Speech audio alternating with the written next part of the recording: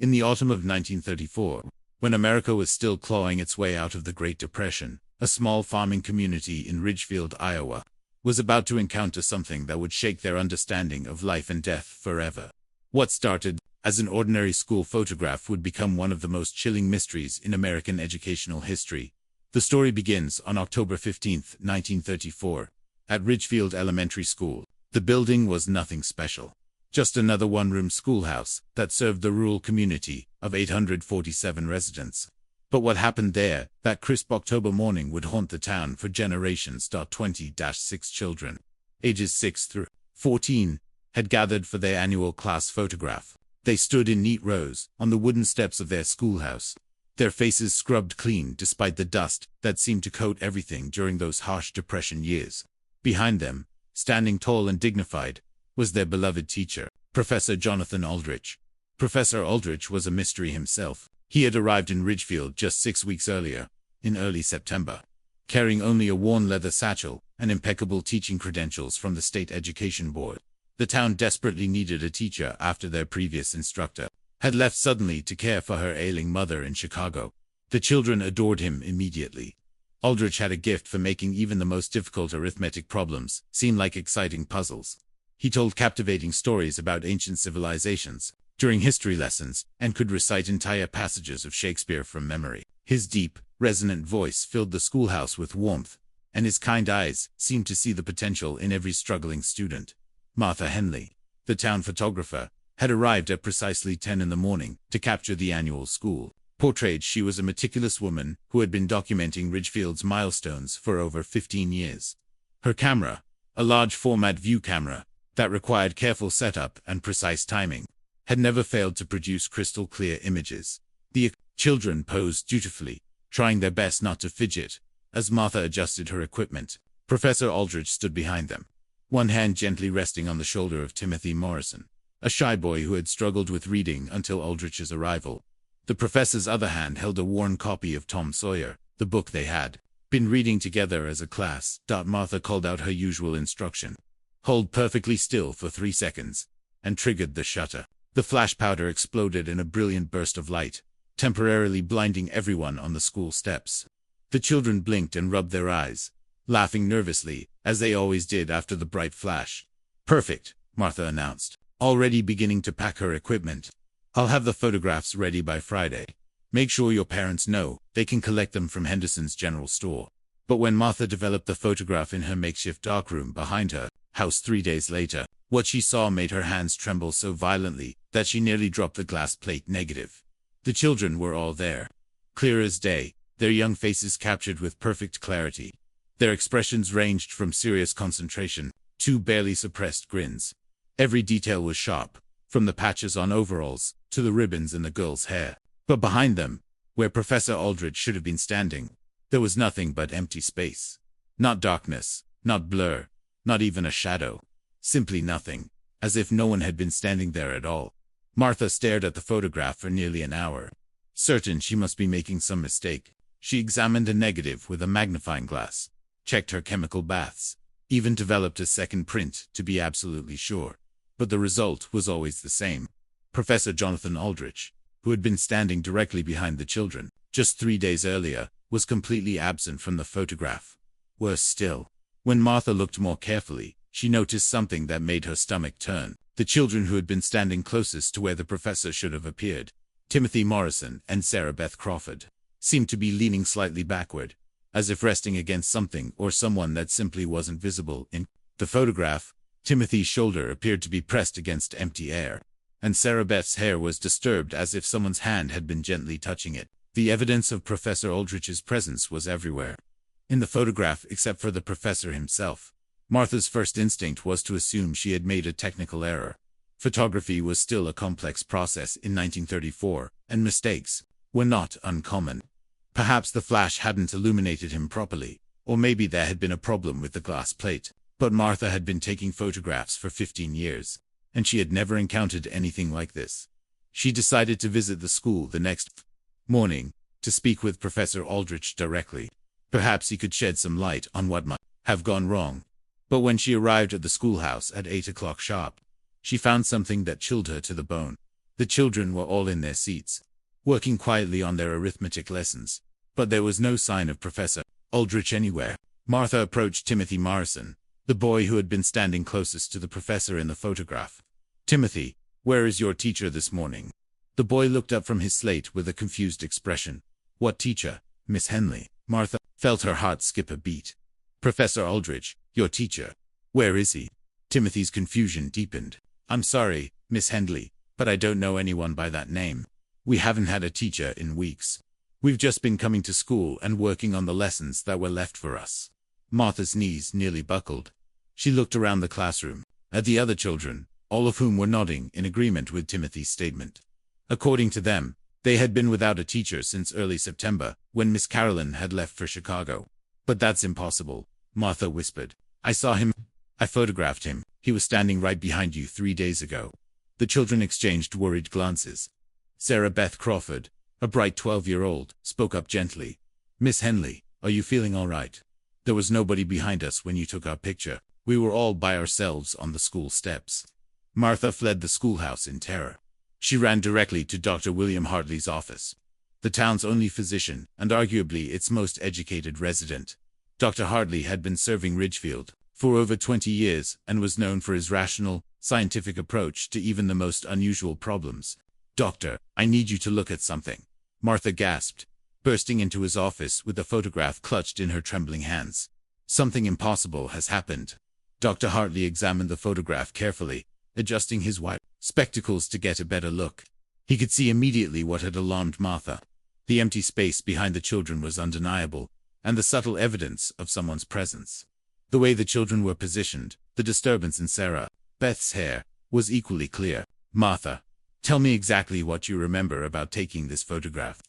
Martha recounted every detail of that October morning, describing Professor Aldrich's appearance, his interactions with the children before the photograph, even the book he had been holding. Dr. Hartley listened without interruption, occasionally making notes on a piece of paper. When Martha finished her account, Dr. Hartley was quiet for a long moment. Finally, he spoke. "Martha, I want you to know that I believe you're telling me the truth about what you saw.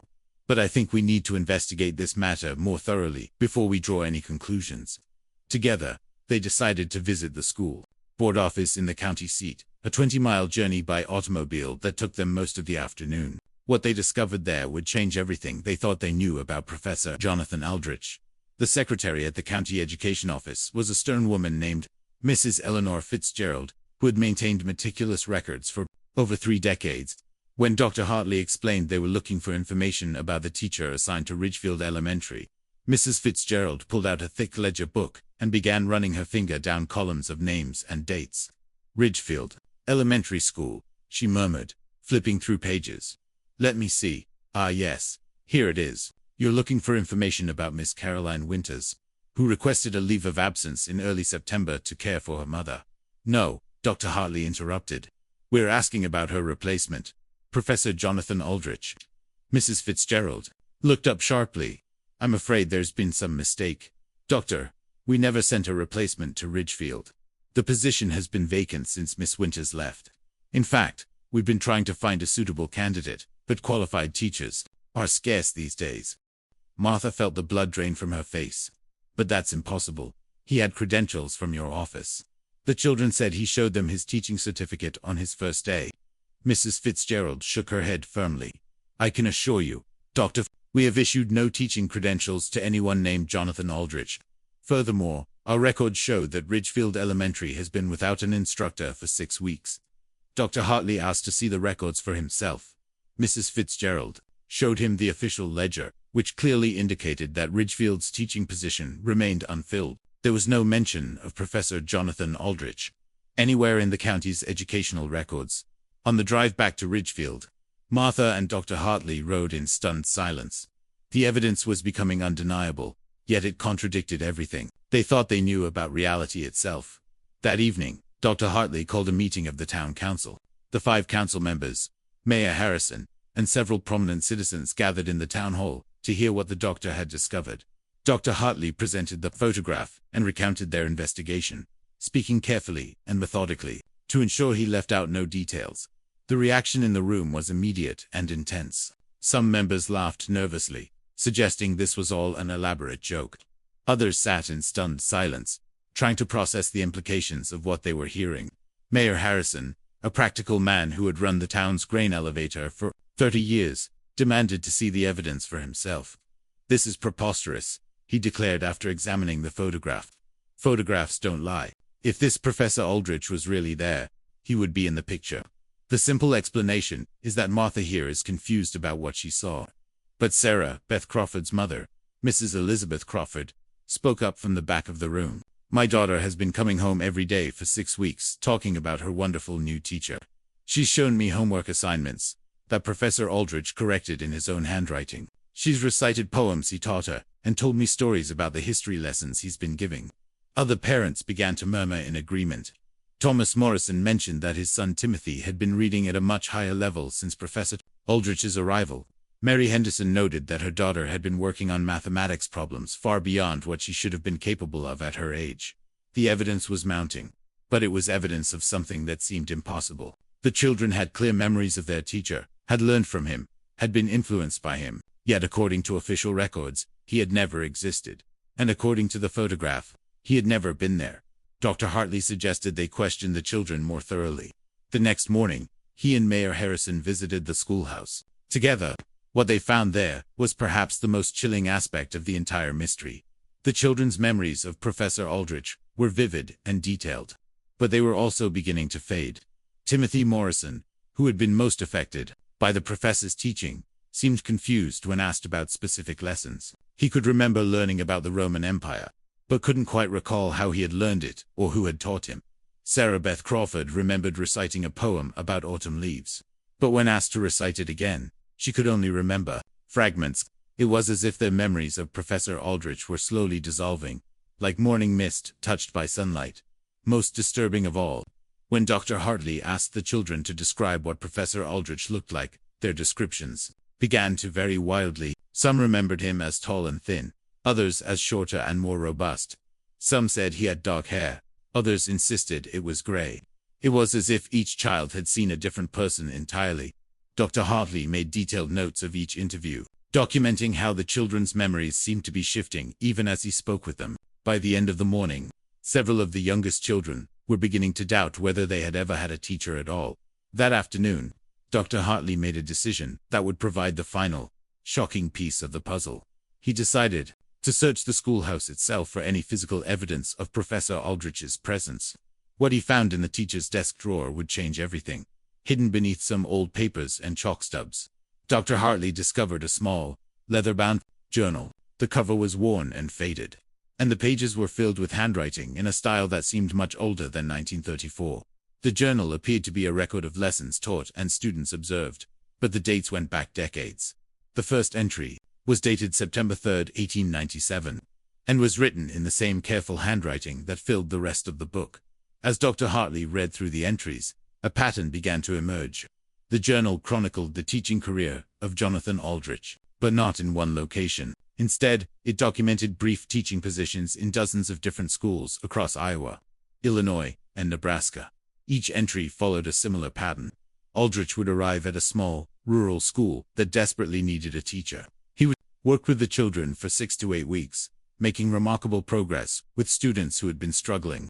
Then, abruptly, the entries would stop, only to resume weeks or months later at a different school in a different town.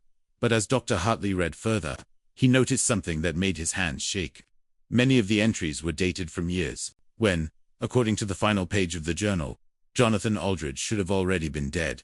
The last page of the journal contained what appeared to be a death notice, carefully copied in the same handwriting that filled the rest of the book. It stated that Professor Jonathan Aldrich, age 34, died of typhoid fever on November 15, 1923, in a charity hospital in Des Moines, Iowa. His body was buried in an unmarked grave in the city's Potter's Field, with no family members present and no marker to indicate his final resting place.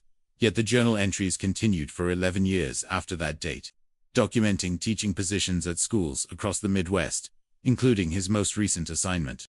At Ridgefield Elementary School, Dr. Hartley sat in the empty schoolhouse as the afternoon sun slanted through the windows, trying to comprehend what the journal was telling him. According to the evidence before him, Professor Jonathan Aldrich had died more than a decade ago, yet had somehow continued his teaching career from beyond the grave.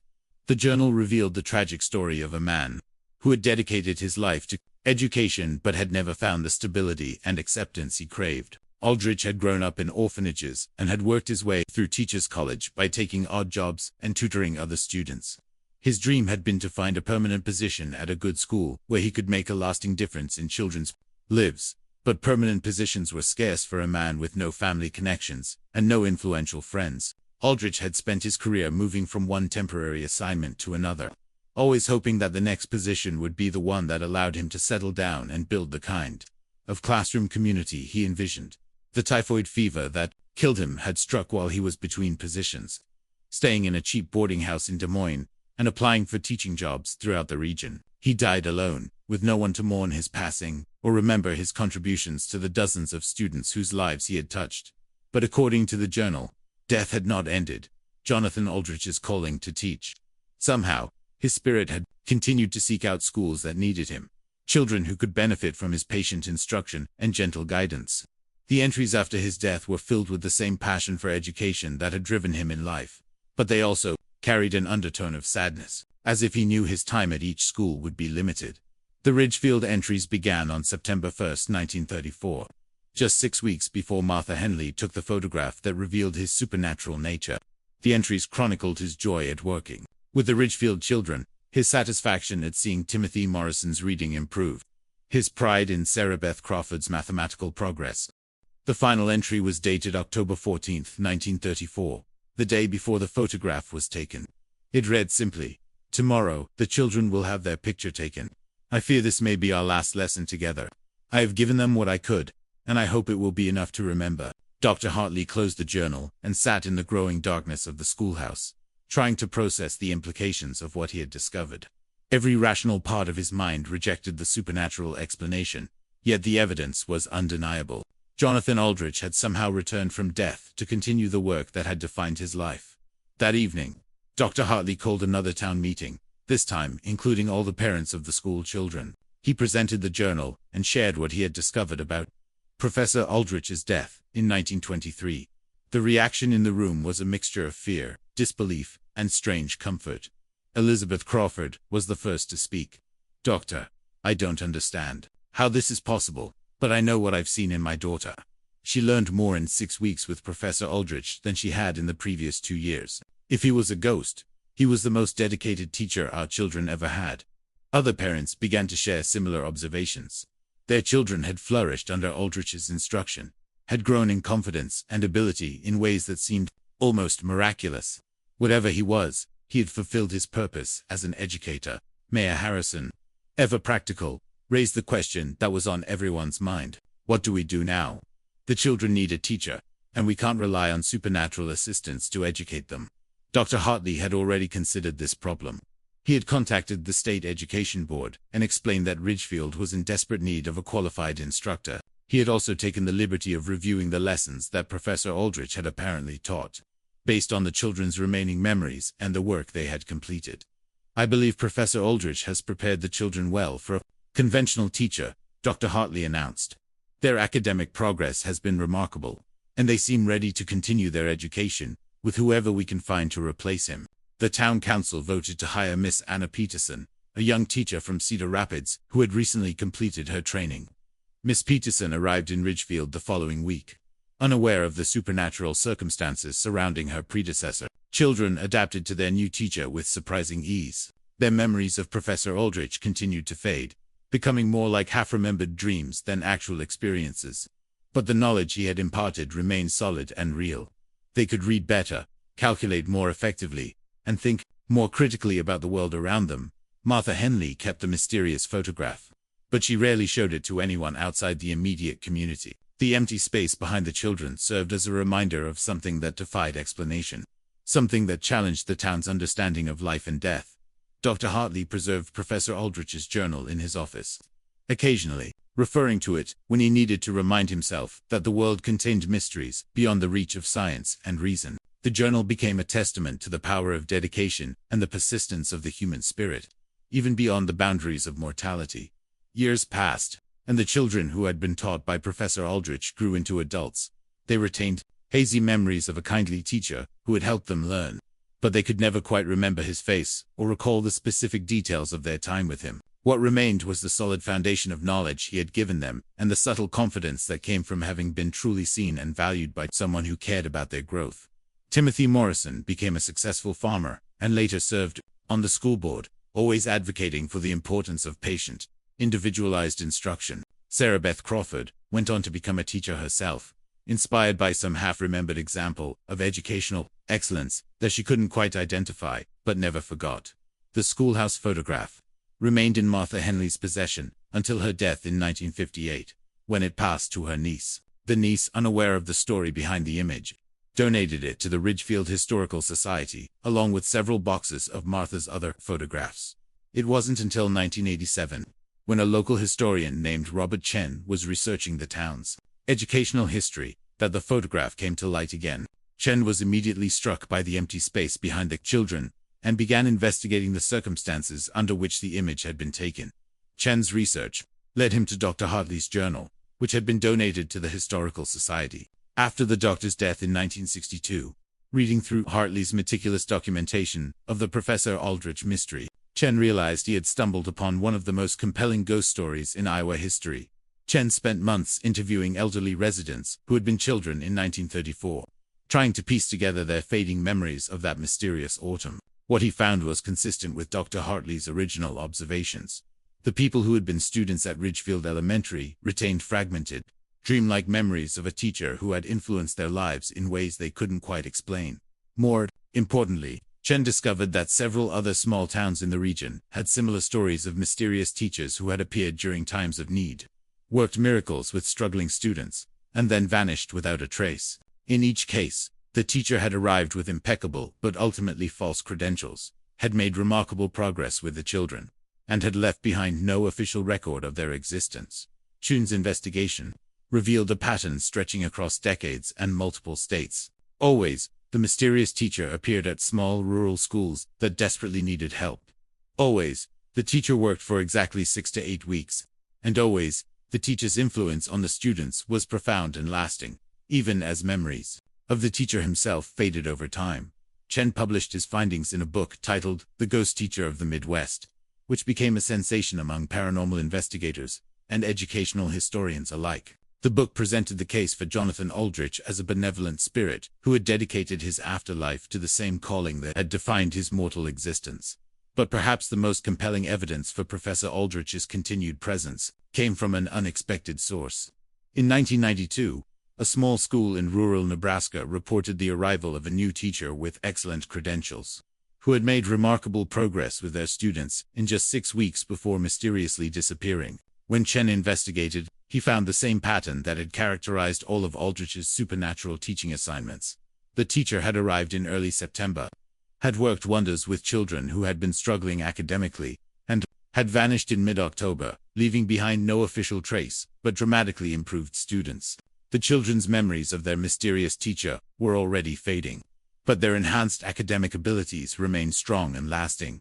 Chen realized that Professor Jonathan Aldrich's work was apparently continuing, that somewhere in the rural Midwest, there might be a teacher whose dedication to education had transcended death itself. The 1934 photograph from Ridgefield Elementary School had revealed not just a mystery, but evidence of something beautiful and impossible.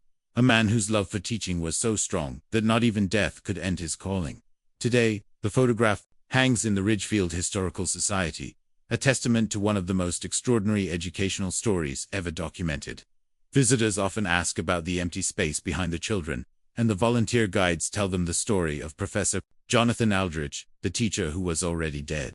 But they also tell them about the children in the photograph, about Timothy Morrison and Sarah Beth Crawford and all the others who learned and grew under the guidance of someone who should not have been there. They speak of the power of dedication, the persistence of the human spirit, and the possibility that love and commitment can transcend even the finality of death. The mystery of the 1934 school photograph remains unsolved by conventional standards, but for the people of Ridgefield, Iowa, it represents something far more important than a supernatural puzzle. It stands as proof that true teachers never really leave their students, that the best of human nature can persist against all odds. and that sometimes the most impossible stories are also the most true. In a world often marked by cynicism and doubt, the story of Professor Jonathan Aldrich offers a different perspective. It suggests that dedication to others, commitment to noble purposes, and genuine care for the growth and development of young minds can create effects that last far beyond any single lifetime.